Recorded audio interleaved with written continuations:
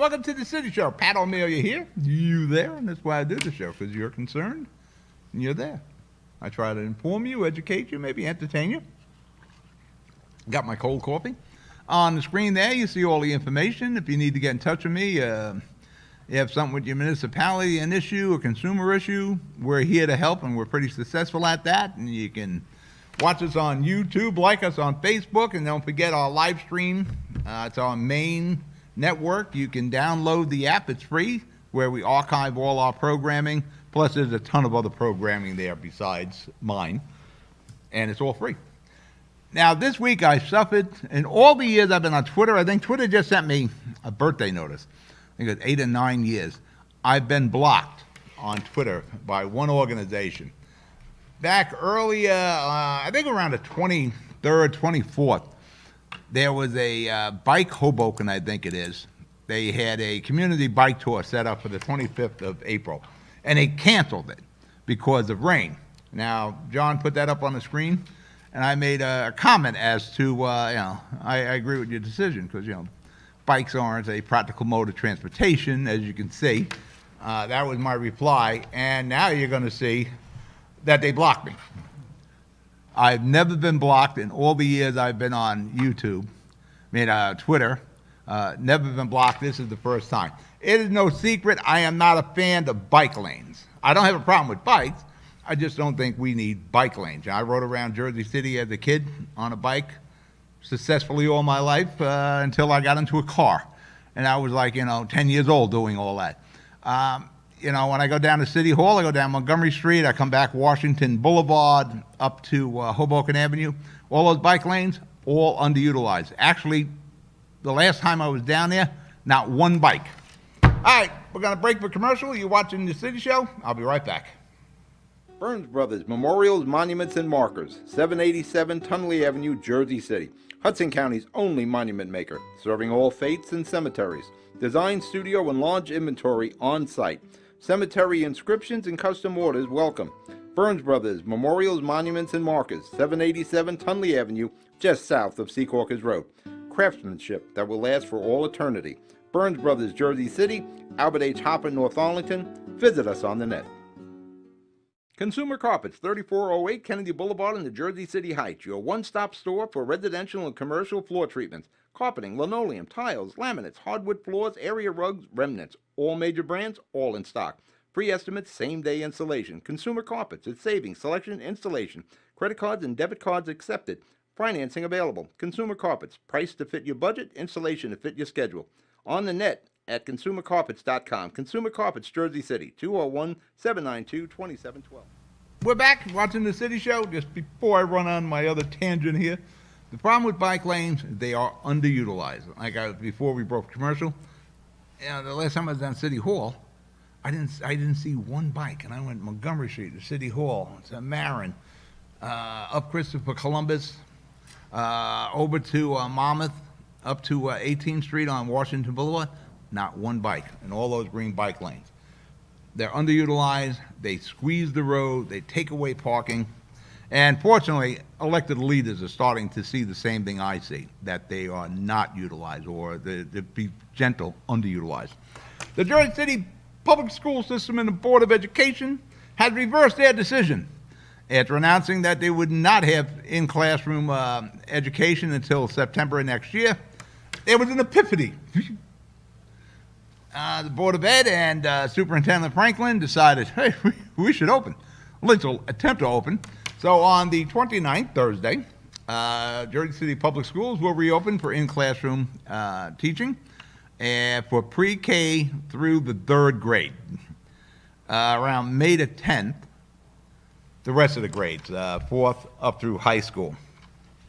Now, there's a reason for the staggered openings, and I think the reason for the staggered openings is the same reason they decided to not open after announcing they would be open.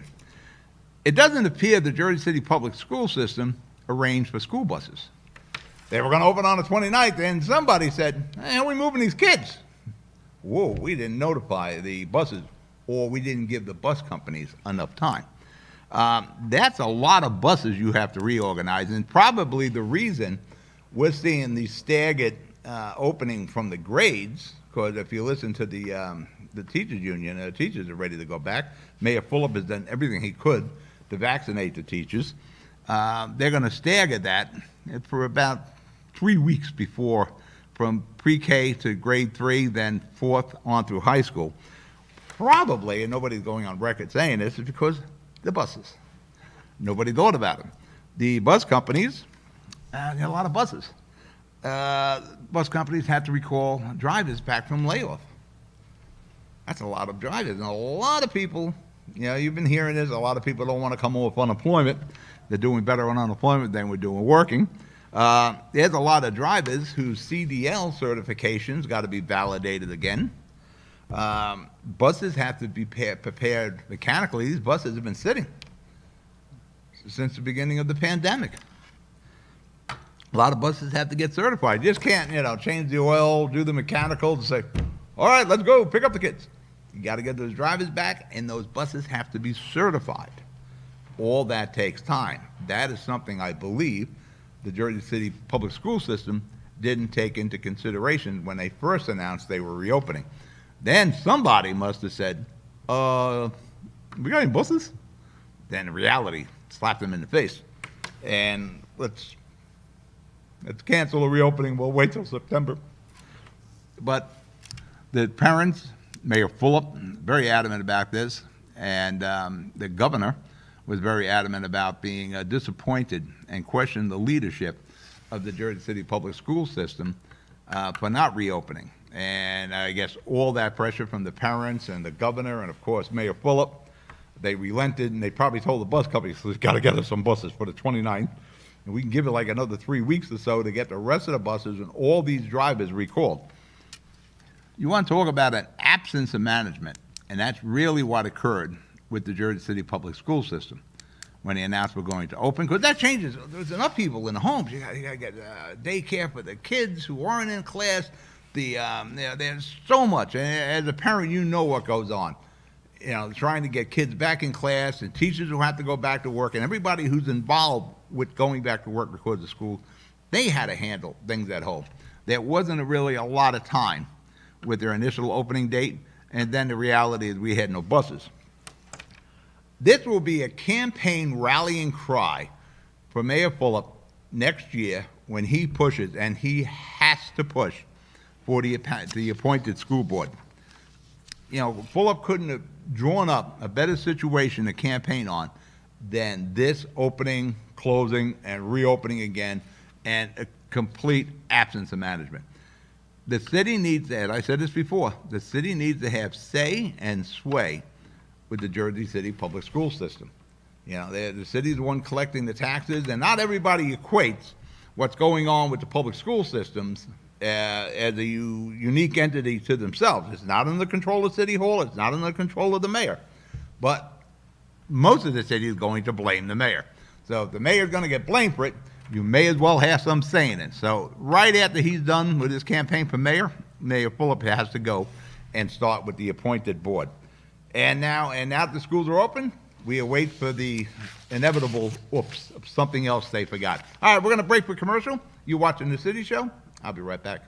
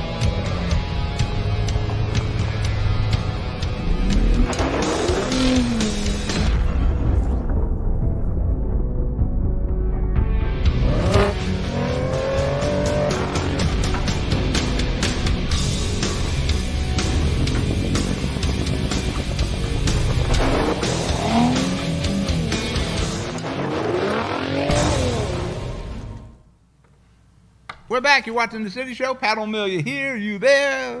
Entertainment, informative. What we trying to be. New Jersey census. What a surprise. After all we had heard with the mass exodus of people leaving New Jersey, turned out New Jersey grew. We have more people now than we did in the last census of 2010. How is that possible when we were getting all these reports about people moving out?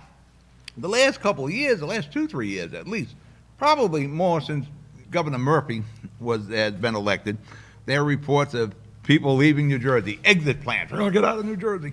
Yeah, it's the taxes, it's everything. Mostly it's the taxes. People leaving New Jersey, they're heading south, they're heading to tax-friendly states, Florida, Texas, so forth and so on. And these reports were legitimate reports. They're coming from the moving companies and U-Haul type businesses that rent the trucks to individuals that can do the move. And I think of all the moves, 70 or 80% of the moves were out of New Jersey as opposed to coming into New Jersey. So there are a lot of people that left New Jersey. But how does this mesh with the census numbers? Something wrong. If we actually grew our population, and we know for the last 2, 3, maybe 4 years, people have been running for the doors. What's the difference here? Were the moving companies wrong? No, because they're getting paid. Their numbers are probably the most accurate you can have. They're getting paid to move people out of New Jersey, and they get paid to move some people in. And it was something like 70% or so were moving out as opposed to the 30 or the 20% that were moving in. What changed? Well, first off, I'm going to say again, the moving information, the moving companies, I believe that's accurate. But I believe our census numbers are accurate. But the census are so different between 2020, 2010, and 2000. First off, I think we, the residents of New Jersey, did a better job with the census. We actually filled out the census. Local governments were very active. Mayor Fulop was very active. Mayor Sacco and Turner and Davis and Bayonne, and going to South Jersey with Mo Hill and Toms River and Tony Vaz and Seaside. Everybody was pushing to get everyone counted. This is the first time I've seen where the census, they wanted to know if you went down the shore in the summer. There were a bunch of questions where they understood how the population moved, temporarily at least. What was the big difference is we were home this time because of COVID-19. In 2000 and 2010, both censuses I covered, being from the radio into TV back then, we're all home. So we were there when somebody knocked. We filled out a form when they were mailed to us. And like I said, I covered both of those censuses. I remember 2000. And 2000, we were missing entire high-rises. We missed most of Newport. Same thing kind of happened in 2010 also. There were big gaps in the counts. The big difference this time around, in my opinion, was first off, again, most of the state was home. So the gal came to knock on your door. They did it here in Jersey City. They did it in Toms River. They did it in North Bergen. They were active. The municipalities were active. But the devices were far different this time. What made the difference? COVID-19, we were home, and mobile devices. Think of where the mobile devices went from 2010, from 2020 now, going back to 2010 to 2000. In 2010, you remember the Motorola Droid? That was a hot phone. Antique. iPhone 4 was out. People had Blackberries in 2010. Samsung just introduced the Galaxy S line. There was the beginning of the tablets. Back then we had DSL. We didn't have the mobile devices to do an accurate count like we had this time around. In 2020 and 2000, in 2000, we had flip phones. We had dial-up service. The technology has advanced so much in those decades, and you can really see it. Just go Google what the phones are today to 2010 to 2000, and you can see why this census came out so favorably for New Jersey. COVID-19, mobile devices, all these counters with the census, they all had tablets. You didn't have that in 2010. You certainly didn't have it in 2000. New York, They lost a congressional seat by 89 people. So Jersey did a real good job. And give the credit to the local communities that really pushed the census. I don't know what happened with New York, but they had a big exodus too.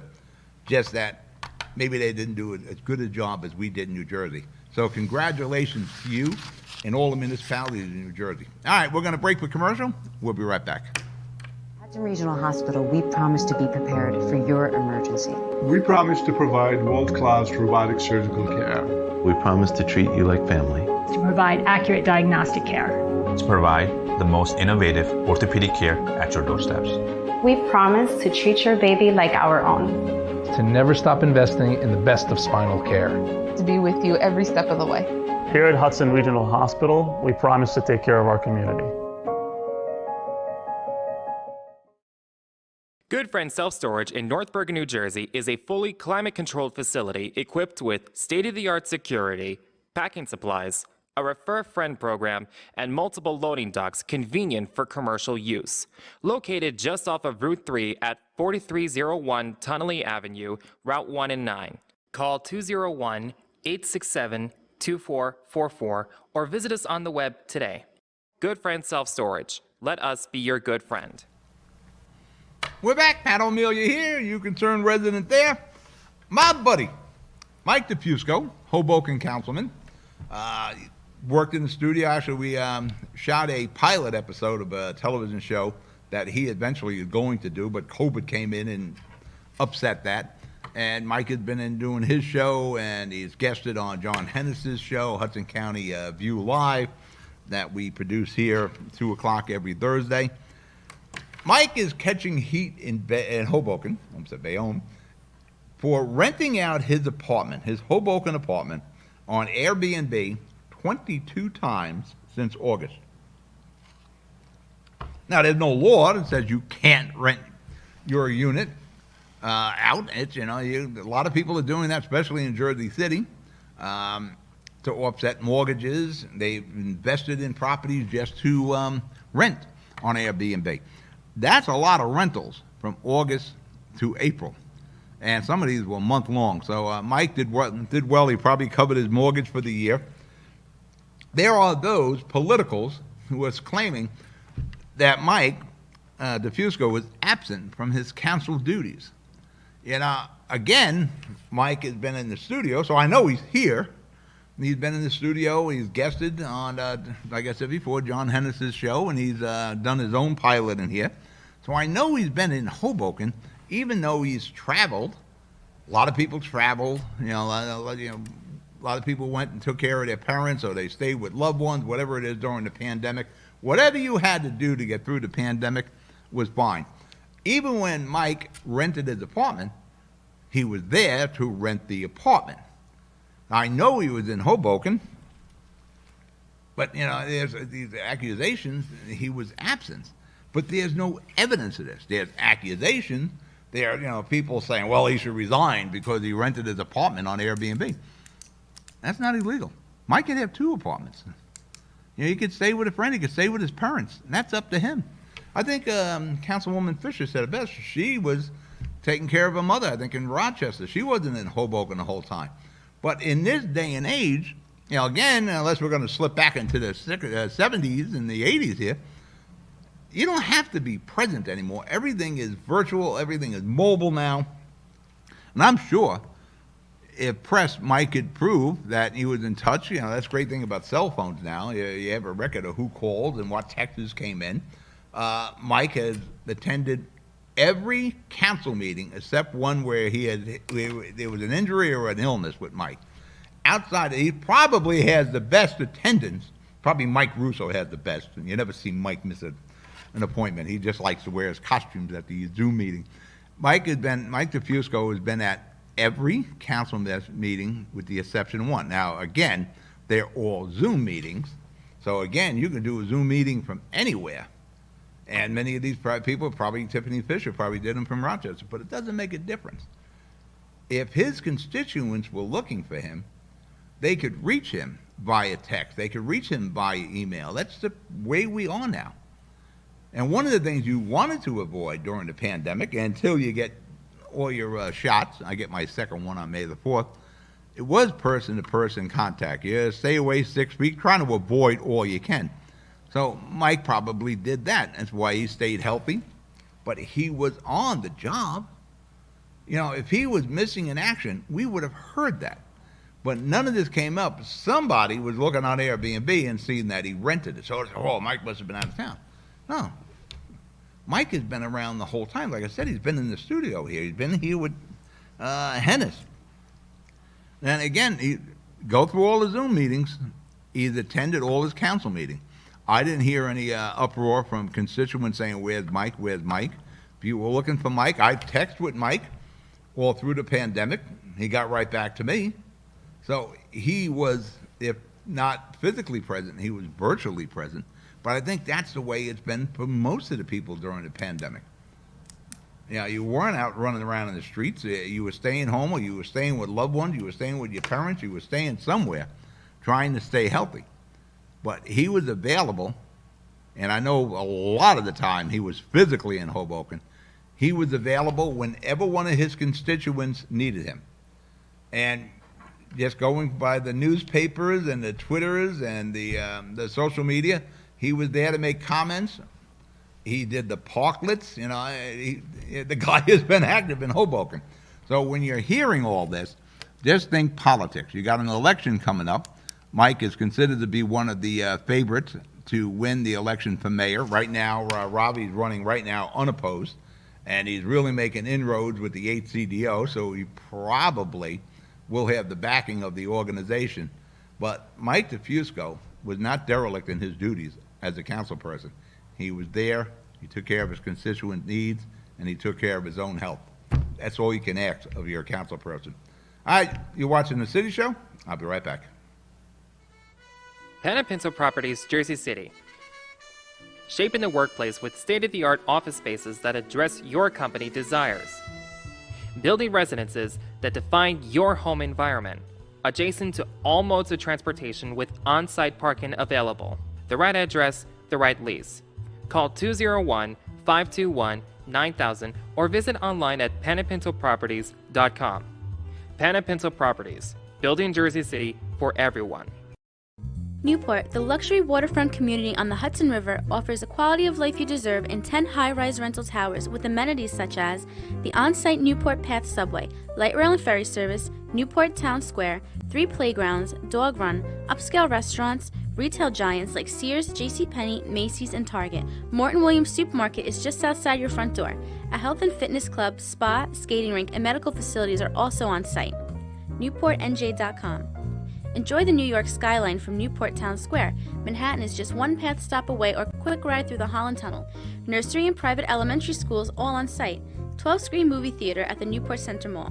Want to visit Newport? Stay at the Westin or Marriott Hotel. Go to NewportNJ.com for details. Newport has luxurious towers, great restaurants, shopping, New York skyline views, schools, playgrounds, a marina and yacht club, gym, spa, fine wine, fine living. It's incredible. It's you. NewportNJ.com. Newport. Live like you want.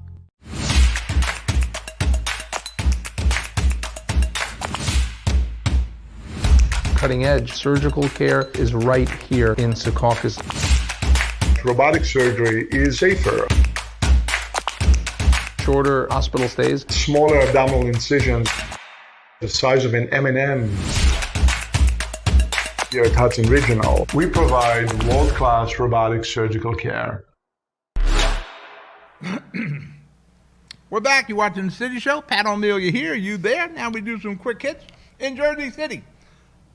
The Jersey City police unions are suing the Jersey City City Council over a resolution favoring a CCRB. We've discussed the CCRB, Civil Complaint Review Board, oversight for the Jersey City Police Department. There's legislation in Trenton kicking around about having CCRBs for all the municipalities. I put my 2 cents in here. I think what we should do in Hudson County has a Hudson County CCRB where we can have at least 12 representatives, one appointed by each mayor. And you should have professionals on there.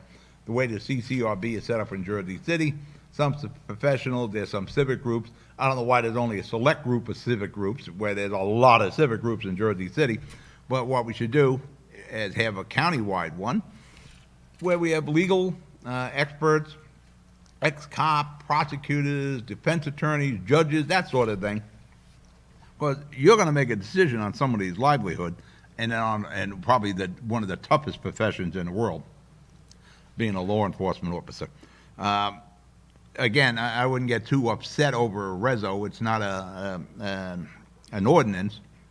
But the Jersey City police unions, I think, are right. Let's wait and see what comes out of Trenton before we start saying what we're going to support and what we won't support, and find out how these CCRBs are going to be formed.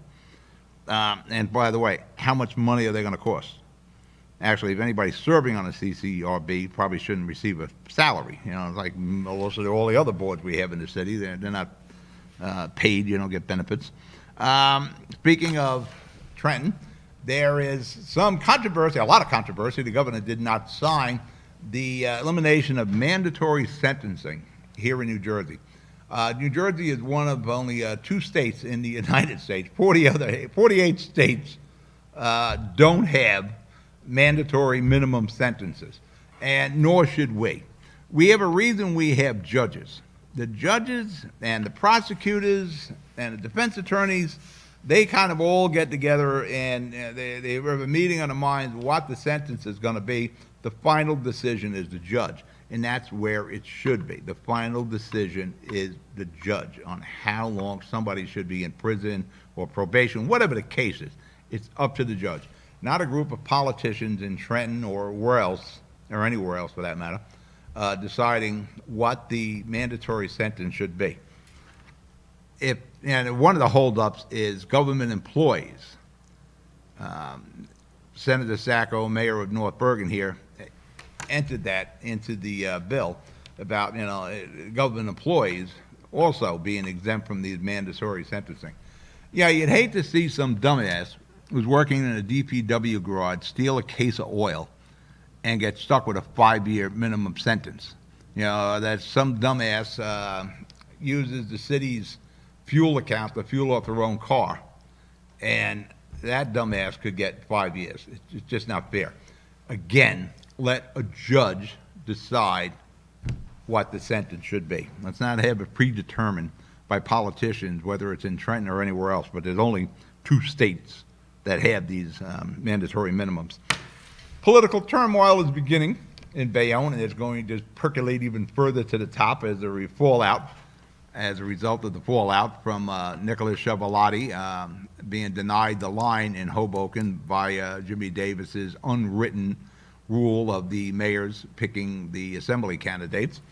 You got an election next year in Bayonne. You probably might be looking at the first female mayor in Bayonne next year. It'll be interesting as we watch this go by over the next year and how this all works out in Bayonne. But there will be political repercussions in Bayonne for Jimmy Davis.